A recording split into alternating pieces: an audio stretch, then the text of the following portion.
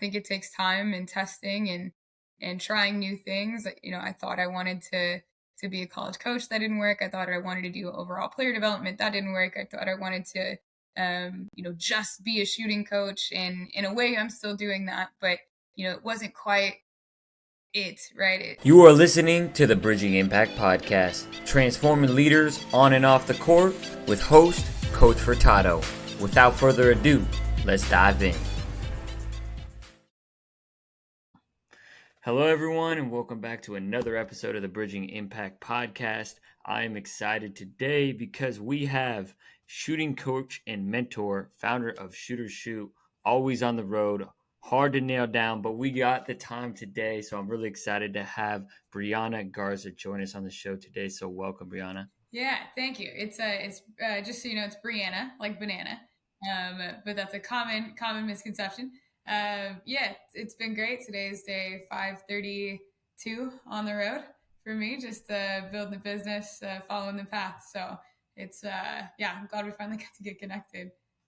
Absolutely. Well, 532 on the path. And BriAnna, my apologies. Let's dive right in. The first question we always ask before I get to, kind of the journey and what it's been like on the road, how has basketball made an impact on your life and what made you want to go on this journey?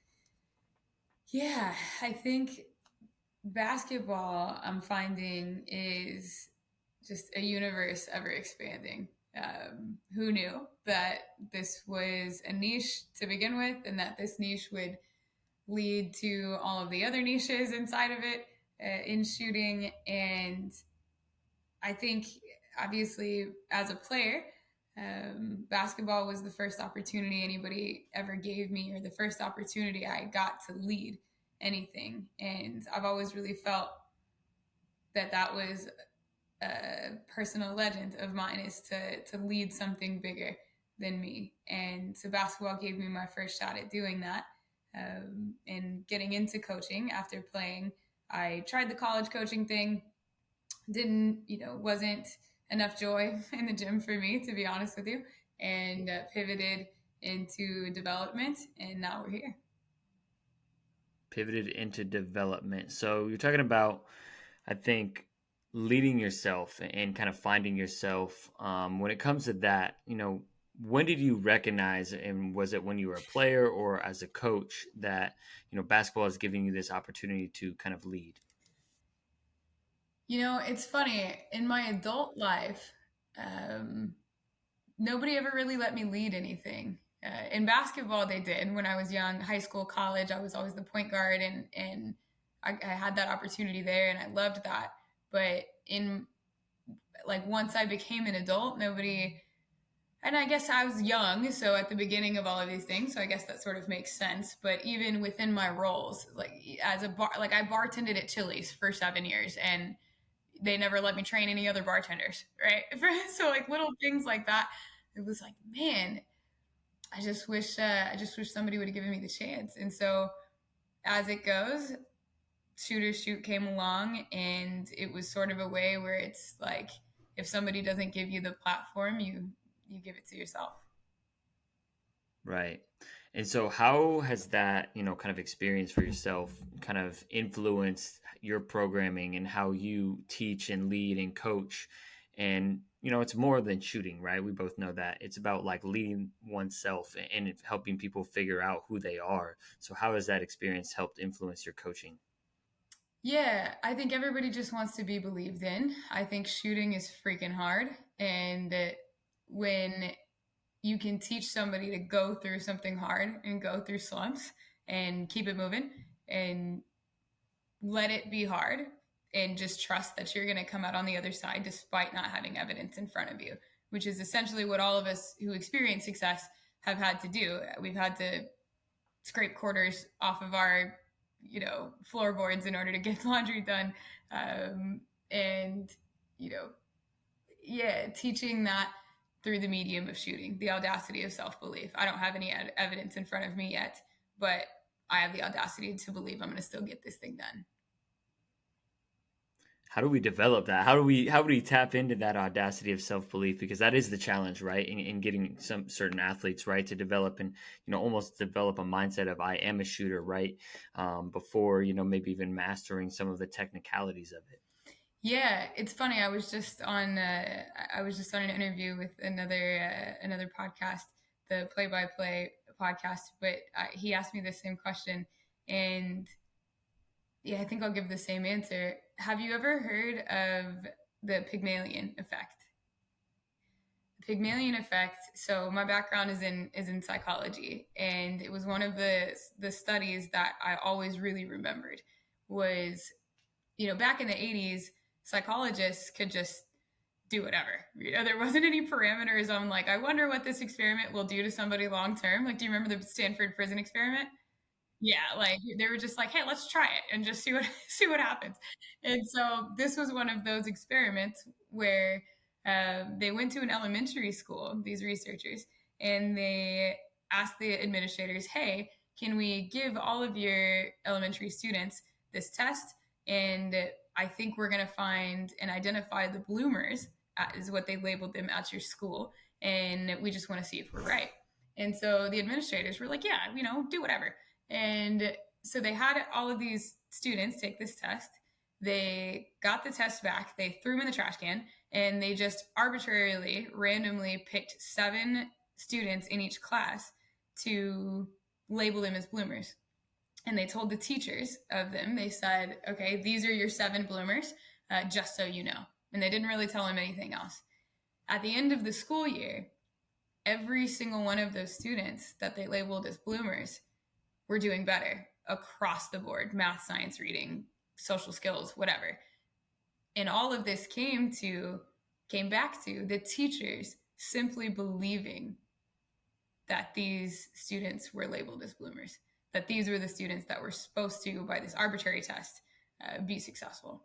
And so that Pygmalion effect, like that one study, among all of the other things you learn in psychology about, instilling belief and how important that is and all of that, like that one study sticks out to me is like, okay, this is science talking about a cheat code. Like, you want a kid to be successful, then you just simply have to make them believe that you believe that. And in turn, you also have to believe that to be true.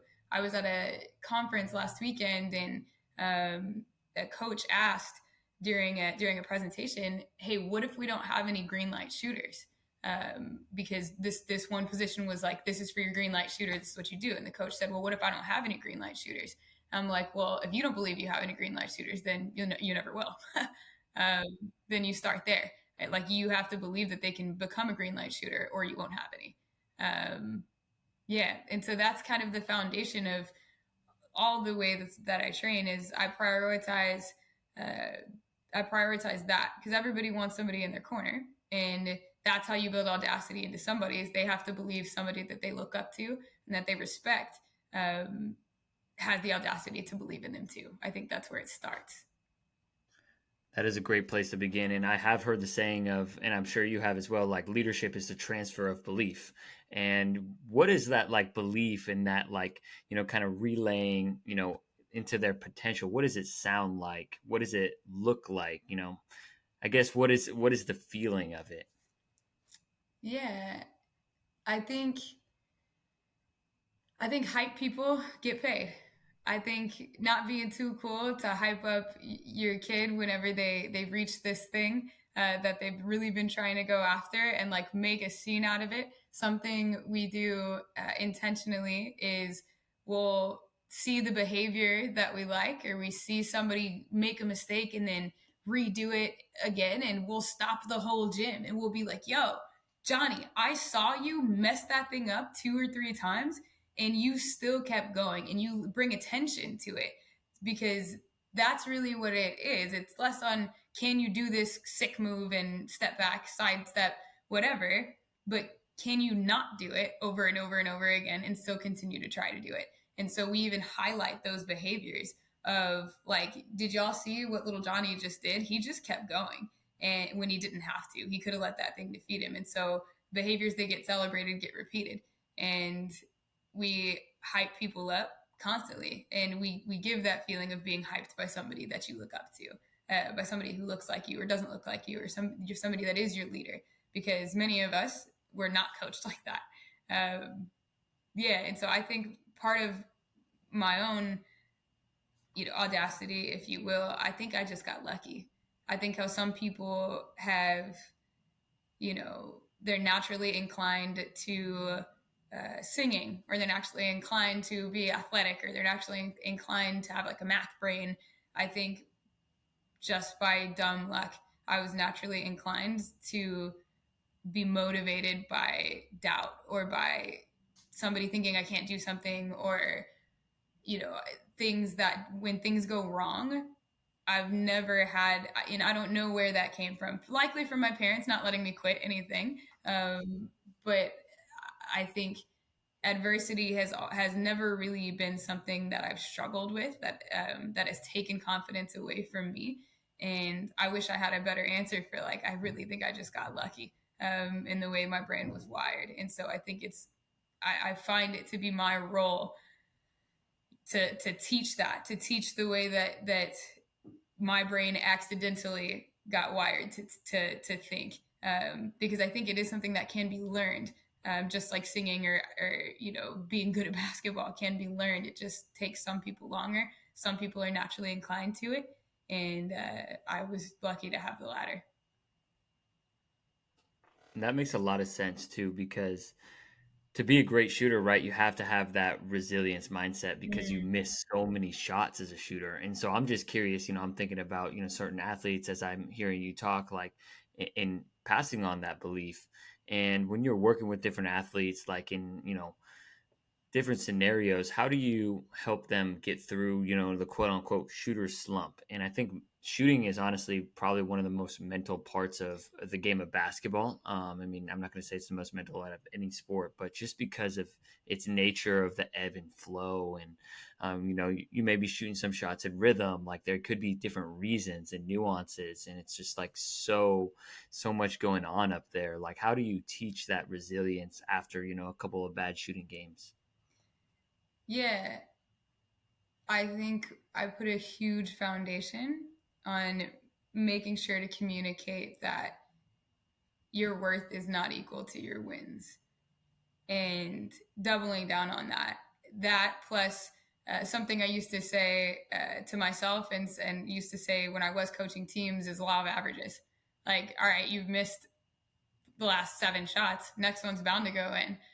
Law of averages, right? And then always rewarding and saying, like, I love that miss, is something I'll say too. Like, I love that miss, right? Like, I want you to take that shot 10 times out of 10. I want you to shoot that. I know it sucks to miss, and just leveling with them. Like, I know it sucks objectively to miss shots. Nobody wants to miss shots. It sucks to fail, but keep it moving. Like, keep shooting. You have the green light from me. You have the green light from your teammates. And another reframe that I provide is, a lot of those athletes that, they miss the first few shots, the next thing they do is they hesitate, right, when they catch the ball.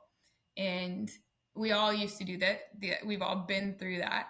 And what those athletes are thinking in those moments are usually unselfish. Like, I don't want to shoot this again because I've missed the last few. Let me give somebody else an opportunity.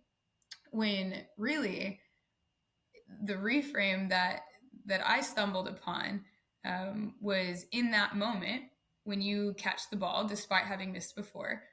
When you catch the ball and you are open, there's this split second you have where your post players know that you're open, so you usually shoot it, so they get to position themselves that your crashers on the outside can come in and crash. So if you decide then to not to shoot, if you hesitate in that moment because of whatever's happened before, like, that is actually the selfish decision that you're making, because you're making that entire moment about you, and you're not wanting to fail, and you're not having a willingness to just stare fear in the face and have a conversation with it rather than letting it dictate what you do.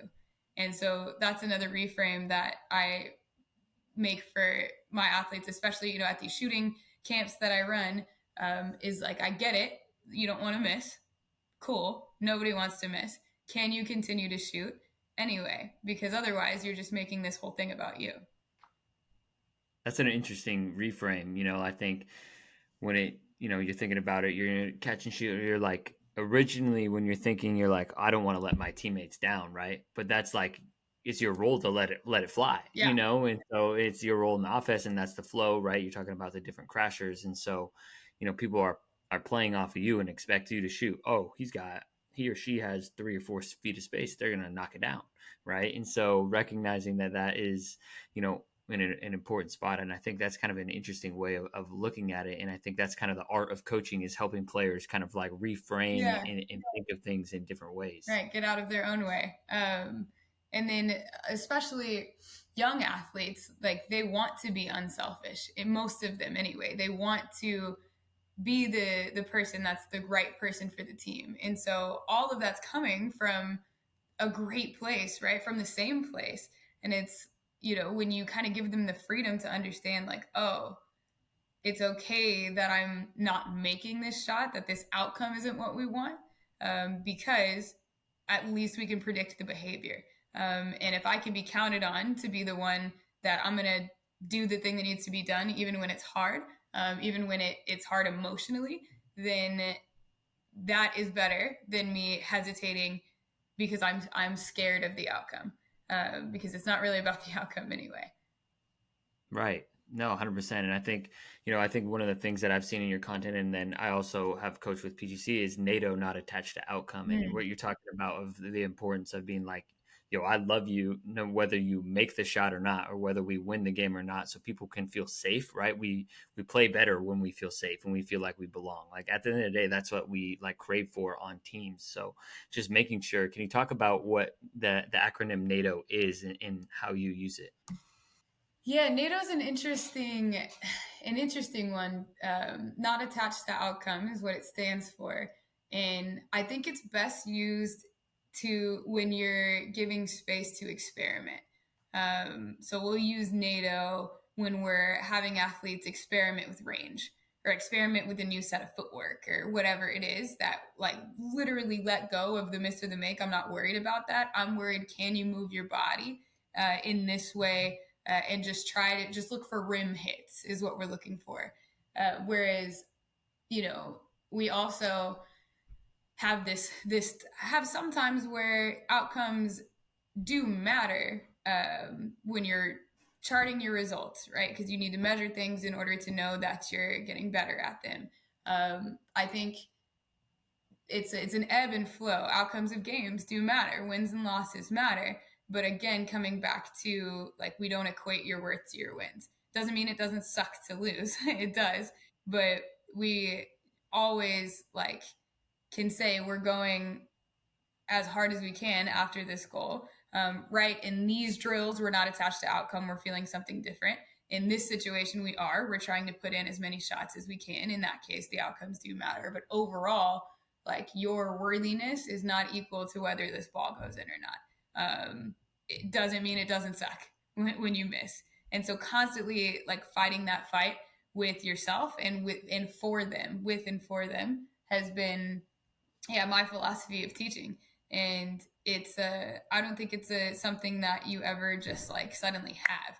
It's something we have to fight for all through adulthood. There's never a moment where suddenly it's like, oh, okay, I don't really care that I miss. Like I do shooting workouts and I punt basketball still because it sucks to miss shots. But I never, I'm never a worse or a lesser human or player because I didn't have a good shooting day. I can acknowledge that emotionally I'm reacting to this, and I can also acknowledge that I'm still a bucket, because I've done the work. And so that's the audacity piece, is like when you don't have the evidence, can you still believe this thing about yourself? Yeah, that's a really interesting point, and kind of shake or nodding because I have the same thing when I'm shooting by myself, right? If I don't hit, X out of 10 or whichever I'm doing, right, I'm like disappointed in myself. So that never goes away, but still like recognizing that, obviously I still value myself as a human, and I like 3 out of 10, like I'm still worth it, or Right. kind of having that shifting mindset. And you're talking about that, the importance of your philosophy of teaching. And I want to kind of shift to 532 days on the road. I mean, it's just so far, right? Like, you've taken your philosophy of teaching on the road, and I'm going to do my best, because one of the things that I'm challenged with sometimes when I podcast is I ask a huge question that has like 3 or 5 questions in it. So I'm going to boil it down to, when going on the road and going on your, this journey last, you're almost at two, I guess you're probably what, a year and a half. I'm trying to do some math there. Yeah. Um, Yeah. I think a like year and yeah, a year and a half ish. year and a half on the road. Like, how has your teaching evolved in that year and a half? Yeah, that's a really good question. I think it's become more and more clear to me that it's not about me. Like, I think even being able to stay on the road like this is because I leveled with myself on that. Is when when you start teaching, when you start doing anything, like it is about you. It has to be about you because you have to study yourself and your craft and how you're presenting and all of that. Like that's very natural. And then at some point, once you reach I think a certain level of comfort with the material or with who you are, where you are, all of that. Um, yeah, I've evolved in that. I've studied and practiced and gotten my reps, like in teaching and in leading and all of those things. And now that I've gotten to a place of comfort with all of that, I've very intentionally shifted into it ain't about me. It's about them. And there's, you mentioned safety earlier, like psychological safety, meeting them where they are. Um, it's not about, you know, the content. It's not about the, reputation. It's like, yeah, it just ain't about me. Is I think how my teaching has evolved as I've gotten better at this craft. It's easy to slip into like me. Like look at all these kids that I taught. Like look at all these success stories from me, which I think is they're important to know from a marketing perspective and to like combat imposter syndrome, which we all still have. I still have shooting workouts where I'm halfway through and I'm like, God, like maybe I shouldn't be doing that. Maybe you shouldn't be doing this at all before you get to your breakthrough. But yeah, it's evolved into a very much a place of service that I think foundationally, that's why we all start coaching anyway. Absolutely. So that, talking about that place of service, and being able to probably serve, I don't know however many athletes, but a lot of athletes, right? On the road. Like, what would you say the commonalities are between all of the athletes you have worked with, and what have been some differences, with whether it be age and stage or whatever that may be? Yeah, commonalities. Do you mean like in shooting, like mechanically, or do you mean um, like mindset, or both, or yeah? Let's go both. Let's go with both. Okay. Mechanically, age and stage obviously matters, but my non-elite shooters, I should say, that are, or really any shooter that's, even if they are elite, any shooter that's 15 years old or younger. The three major things that I see are lifting lifting to the chest and then pushing from there, instead of lifting like through the face and extending from there. I think that's a release point situation. Is we talk about a lot about the outcome or the end part of it, and we don't talk about how we redistribute our energy through that movement that then gets us to the end product. So that's one thing. In girls specifically, it's bringing the ball into your chest, rather than allowing the ball to redirect down and low, as if you would, if you didn't have a basketball, you would swing your arms back and jump up from there. the same thing with a basketball. You allow your body to load before you then unload. In my boys, it's they tend to swing the ball out in front of them, and that is usually a contributing factor from a wrist inflexibility. Our boys tend to have really inflexible wrists because they lift heavier weights or they do pull-ups or whatever it is, and so then it's hard for them to get underneath the ball early. So they tend to swing the ball out in order to get underneath it. Those are some mechanical things. Third thing would be, follow through, not going at your target. It's so simple, but it's something that feels a little bit different for everybody.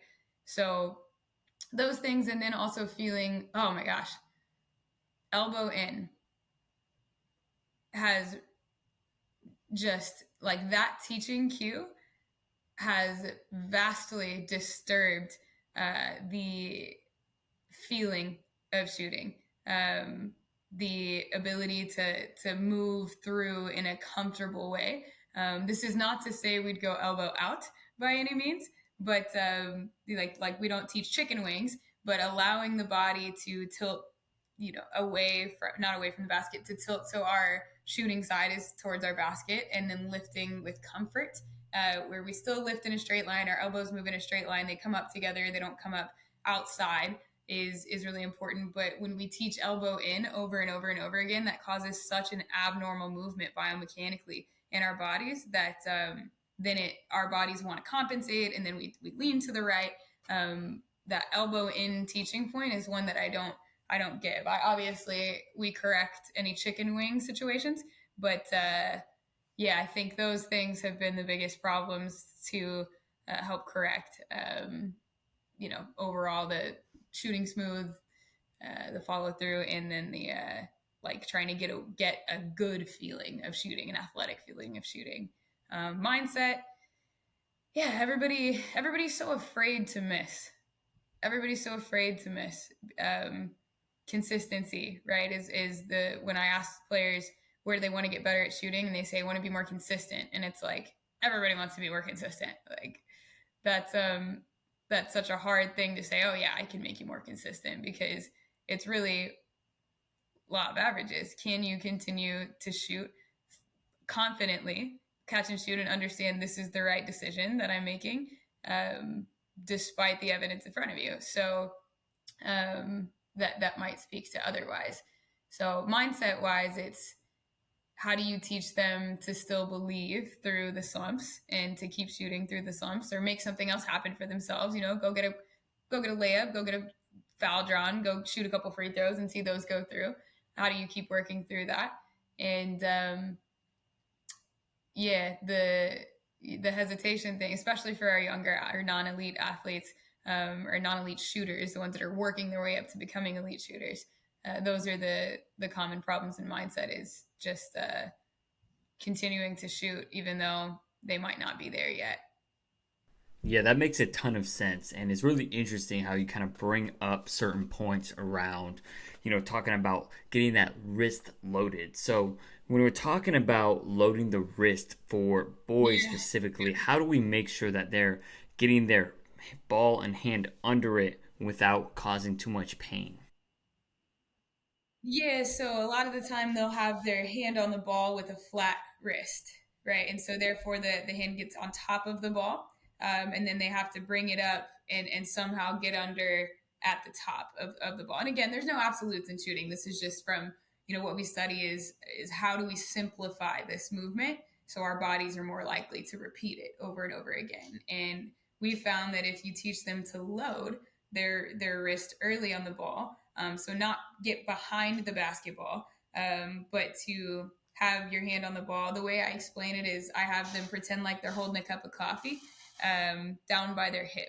And so I have them look down at their wrist. You should see wrinkles on the inside of your wrist, not just the inside of your thumb, not your whole wrist, but that kind of middle, like from the middle of your wrist to the joint that's even with your thumb. You should see wrinkles in that section of your wrist. Cool. Do you see that? Great. Now add the basketball to it. That's what it feels like to load your wrist. Your thumb is even with your belly button normally, or somewhere around there. And so then when you come up, now you're underneath the basketball. And it's so crazy. That's what I teach at the very beginning of a lot of my sessions. And inevitably there's always like one or two kids that are right in the front and their eyes just get like super wide, like, oh my gosh, this is what I've been missing this whole time.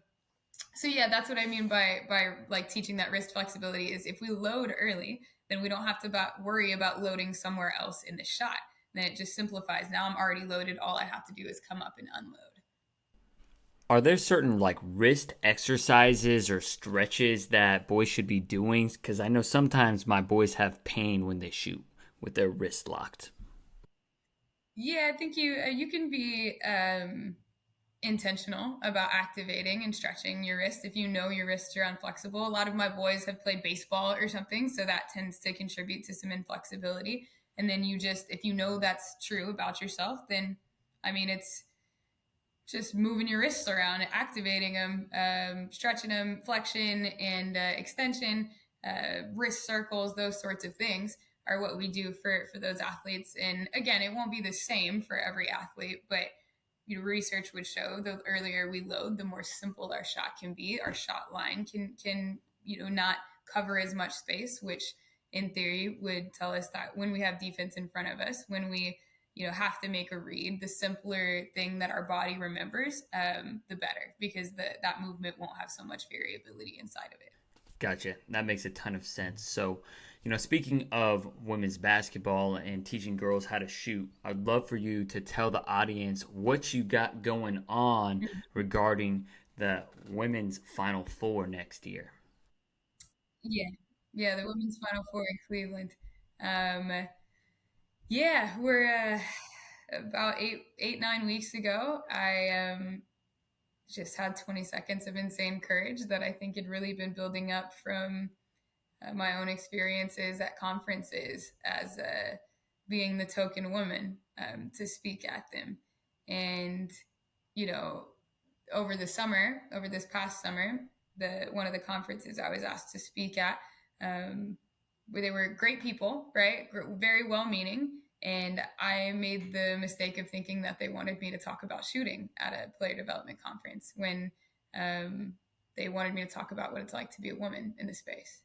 And that's what it's like. It is being asked to speak at a player development conference about, women's empowerment. And like really nobody at a basketball conference wants to talk about women's empowerment. Like not even women. Like we want to talk about hoops. We want to talk about our craft. And so that's the message I gave is like, if you guys want to empower my voice, then ask me about basketball.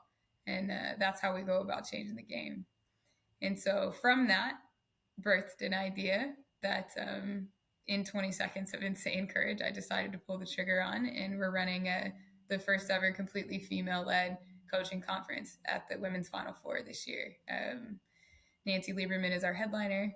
We have coaches from all over the spectrum that are serving basketball, from biomechanics technology to sports psychology to culture to applied movement specialists to mental performance training, shooting, skill development, running your camps for your programs and how you could do better at that. We're really hitting basketball from angles that I think people don't realize. People are serving basketball in this way. And we're building it. It's my first time running anything like this, so I'm learning as I go, and it just feels much bigger than me. And it's crazy that it hasn't been done before. And yeah, that's what's happening at the Final Four. That sounds like such a great experience. And can you talk about the importance of this event when it comes to growing the women's game? Yeah, I think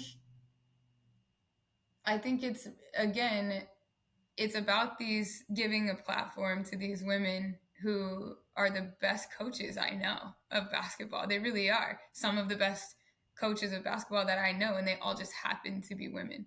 And so it's providing a platform for them, but even beyond them, the coaches of the next generation are the little girls that are in a gym right now building. right, that maybe are like me. They end up being 5'6" and they can't move sideways. And so coaching is their way to stay in basketball, and this thing that's taught us so much. And for them to see like, oh, okay, like there is a platform, like there is a place where all of these incredible basketball minds that just so happen to be women can come together and showcase like this is what it looks like. Look at all of these incredible women who are doing this, and you can too. Um, so it's about the speakers that are and showcasing them and boosting them. I mean, we've got speakers that were handpicked by Kobe to run, the WNBA preseason program he was putting together before, 6 weeks before he passed. We've got people who, NBA movement specialists have asked to run their business and like send their NBA guys. We've got, sports psychologists who have worked on NBA teams. We've, obviously we have biomechanics experts who have worked with NBA, NHL, PGA Tour golfers. Like we have all of these people who've worked both in men's and women's sports, and they're just all badasses, really. And like selfishly, I brought them all together so I could sit there and connect with them and learn from them. And like my mom is cooking us all dinner on like night zero whenever they all come in. We're all getting an Airbnb and like doing it like retreat style, so we can all just connect on this thing that brought us all together in the first place. So yeah, I hope that answers your question. But I'm I like, again, it just feels big. It feels bigger than me, and it feels like nobody yet has taken the risk on putting something like this together. And so that's what I'm going to do. I love it, and I really admire how everything's kind of come full circle, like you talked about with your teaching philosophy at the beginning, and how this journey has kind of helped you understand that it's not about you, it's about bringing together different people. And as we talk about you being on the road for over 500 days, and I'm just so curious, because I love connecting with people. It's like one of the reasons I love having a podcast, so I get to learn and listen from people who are way smarter than me, kind of like what you were talking about, and you're meeting people from all different walks of life and having these different connections. What has that experience really been like? Yeah, I think inevitably when you find the thing that you're supposed to do, I think it takes time and testing and trying new things. I thought I wanted to be a college coach. That didn't work. I thought I wanted to do overall player development. That didn't work. I thought I wanted to just be a shooting coach, and in a way I'm still doing that, but it wasn't quite it, right? So it's just this constant journey of finding and trying new things. And I love that you used the phrase like these walks of life, because I think you get to a place where the path leads you. And when you're purpose driven, any cool thing that happens just happens as a byproduct of letting your purpose put 2 feet and put one foot in front of the other. And so goals or whatever I think are important to set, but again, just happen as a byproduct of the work and of enjoying exactly where your feet are. That's amazing. And so as we wrap up this podcast conversation, what would your final piece of advice be for the parents and coaches that are listening to this episode? Always remember to remind your athletes how much fun you're having just watching them play. Thank you for listening to this episode of the Bridging Impact Podcast. We'd love it if you would like, subscribe, leave a comment and a review on whatever platform you're on. It's the best way to help us grow. We appreciate you for doing that. We'll shout you out on social media. I'd also love if you connected with me on social media. Let me know your thoughts. And this is why I do it. I want to share knowledge and wisdom from experienced leaders to people like yourself and myself, so we can have this dialogue and move forward, make an impact on the world. So stay tuned, stay subscribed. Cheers.